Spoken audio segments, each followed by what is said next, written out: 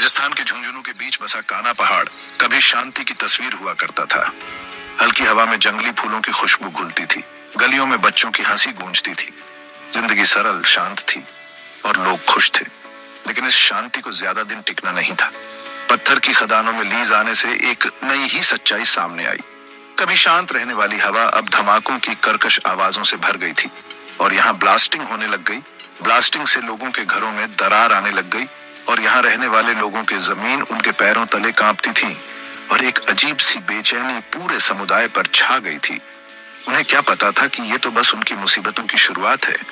झुंझुनू कान्हा पहाड़ी के लोगों को जल्द ही पता चल गया कि ये धमाके सिर्फ शोर शराबा नहीं है, ये उनके घरों मकानों के लिए खतरा थे। दीवारों पर दरारें दिखाई देने लगी जो हर गुजरते दिन के साथ बड़ी होती गई। उनके दिल दहल गए जब उन्होंने अपनी आंखों के सामने अपने सुरक्षित ठिकाने को टूटते देखा। कभी रंग बिरंगी रही दीवारें अब दरारों से भरी हुई उस तबाही की गंभीर याद दिलाती थीं जिसने उनकी जिंदगी में दस्तक दी थी। बच्चों की हंसी की जगह एक अजीब सी घबराहट ने ले ली थी। उनकी मासूम आंखों में वो डर साफ दिखाई दे रहा था जो अब उनका हमेशा का साथी बन गया था। कान्हा पहाड़ी का दिल कहे जाने वाला खोरा मोहल्ला इस लापरवाह ब्लास्टिंग का सबसे ज्यादा शिकार हुआ। मोहम्मद आरिफ, जो जिंदगी की हर चुनौती का डटकर सामना करते थे, ने अपनी इस मजबूती को अब तक की सबसे बड़ी परीक्षा में पाया। उनके छोटे से घर की छत, जो उनकी इकलौती पनाह थी, में खतरनाक दरारें आ गई थीं। चलने के लिए बैसाखियों पर निर्भर मोहम्मद आरिफ बस मायूसी से देखते रह गए जब उनका घर, उनका सुरक्षित ठिकाना उनके आसपास बिखर गया। उन्होंने अपनी मामूली सी जमा पूंजी अपनी छत को गिरने से बचाने के लिए लोहे की गर्डर लगवाने में लगा दी। हर कंपन, हर धमाका उनकी रीढ़ की हड्डी तक को हिला देता, उनकी अनिश्चित जिंदगी की एक स्थायी याद दिलाता। लेकिन मोहम्मद आरिफ अपने इस दर्द में अकेले नहीं थे। चेजरान मोहल्ले के मेहनती निवासी सत्तार केमखानी ने भी तकलीफ की ऐसी ही कहानी बयां की। उनका घर, जो कभी परिवार की गर्माहट से भरा रहता था, अब चिंता का कारण बन गया था। दीवारें, जो कभी मजबूत और सुरक्षित थीं, अब दरारों से भर चुकी थीं। कान्हा पहाड़ी के हर कोने में यही कहानी दोहराई जा रही थी। पीपली चौक से लेकर आजमनगर तक, मुगलान मोहल्ला से समस तालाब तक, तबाही की कहानी एक जैसी थी।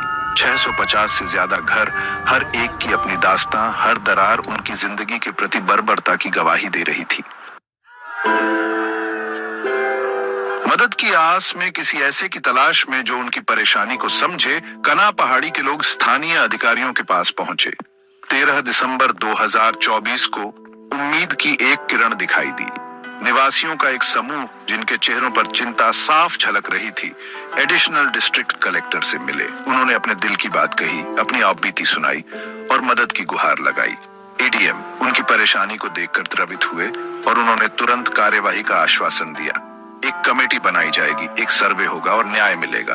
उम्मीद, भले ही कमजोर लेकिन जिद्दी, उनके दिलों में फिर से जग गई। लेकिन दिन हफ्तों में बदल गए और हफ्ते लंबे दर्दनाक इंतजार में। उम्मीद की उस किरण को 26 दिन बीत चुके थे, लेकिन वादा की गई कमेटी कल्पना मात्र ही रही। सर्वे, जो न्याय का उनका एकमात्र मौका था, कभी हकीकत में नहीं बदला। अधिकारी, जिन्हें उनकी रक्षा करनी थी, ने उनकी दलीलों को अनसुना कर दिया था।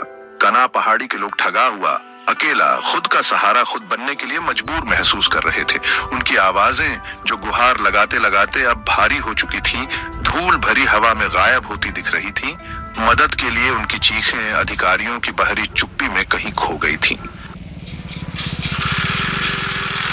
कान्हा पहाड़ी की दुर्दशा अनियंत्रित विकास की मानवीय कीमत की एक कठोर याद दिलाती है।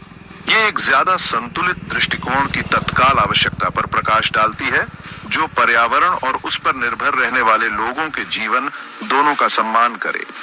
प्रगति की खोज लोगों के घरों और मन की शांति की कीमत पर नहीं हो सकती। टिकाऊ खनन प्रथाएं, जो पर्यावरण और समुदाय दोनों की भलाई को प्राथमिकता देती हैं, केवल एक विकल्प नहीं है बल्कि एक आवश्यकता है। अधिकारियों को कार्रवाई करनी चाहिए और वो भी निर्णायक रूप से।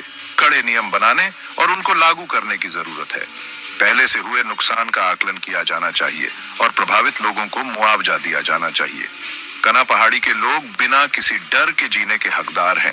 अपने बच्चों को बिना किसी अनिश्चितता के साए में खेलते हुए देखने के हकदार हैं।